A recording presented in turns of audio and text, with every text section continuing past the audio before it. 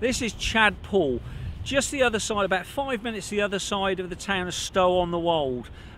Beautiful lake behind me. It's about 2.5 acres in size.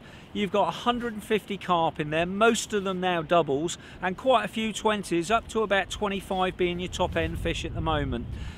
You've got 12 pegs on here, very simple rules, no leaders, no fixed leads, just normal common sense bits and pieces. 2 rods only. The good thing about this lake is you can actually phone up and book a swim if you're not quite sure what time you're going to get down and you're a little bit worried it's going to be too busy. So brilliant idea that, where you can actually book a swim for a Friday night, Saturday night or midweek or whenever you fancy coming down. Now the average depth of the lake is probably 3 to 4 foot. Down the bottom end of the lake you've got a bit of a deep hole, drops down to about 5 or 6 foot. Variety of different ways you can catch these carp, from simple single pieces of imitation, PVA bags, sticks, little pop-ups, they all work well. But if you start introducing a little bit of bait, although it's very shallow water and quite a small lake, you can get away with spotting.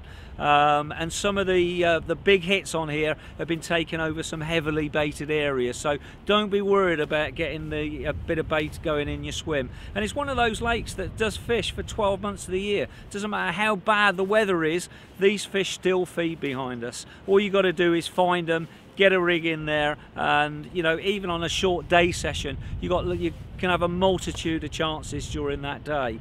You've got 2 islands on the lake with a cut through the middle, which is castable from both sides of the lake, and it's quite nice. With the 12 pegs on here, they're actually cut off into different areas, so you've got your own little part of the lake to fish into.